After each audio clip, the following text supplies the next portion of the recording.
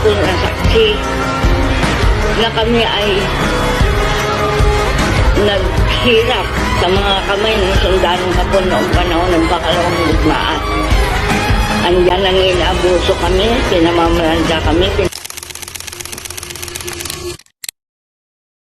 Paano kung isang araw mawalan ka ng karapatang mamili para sa sarili mo? Ano ang iyong gagawin? Isipin ninyo ang isang panahon kung saan ang tunog ng digmaan ay naririnig sa bawat sulok ng bansa. Isang panahon kung saan maraming pangarap ang naputol at maraming buhay ang nagbago magpakailanman. Ngunit sa likod ng mga kwento ng mga sundalo at labanan, may mga kababaihang matagal na nanatiling tahimik. Ang vlog na ito ay ating bibigyang liwanag ang isa sa mga pinakamahalaga, ngunit madalas na nakaliligtaang bahagi ng kasaysayan ng Pilipinas.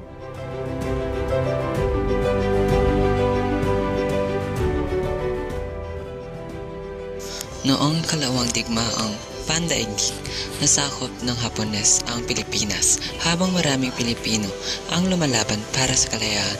May mga kababaihang nakaranas ng karahasan at mga abuso sa panahon ng digmaan. Ang comfort woman ay ang mga kababaihang sa pilitan ginamit ng mga militar na Hapon. Marami sa kanila ay mga kabataan pa lamang na mangyari ito.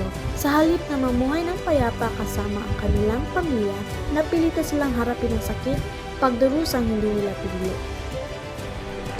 Pagkatapos ng digmaan, hindi agad narinig ang kanilang mga kwento. Marami sa kanila ang nanahimik sa loob ng maraming taon dahil sa takot, kahihiyan at sakit na dala ng kanilang mga karanasan.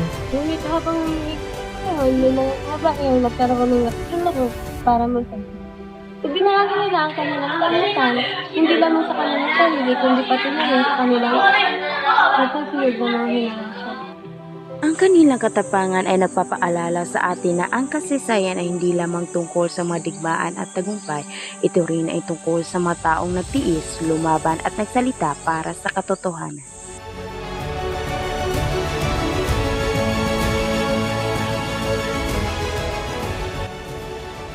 Ang kwento ng Comfort Woman ay kwento ng sakit. Ngunit higit sa lahat, kwento ito ng katatagan at tapang.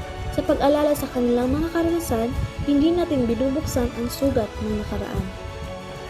Sa halip na pinapanatili natin buhay ang mga aral ng kasaysayan upang hindi na maulit ang mga pagkakamali nagdulot maraming tao.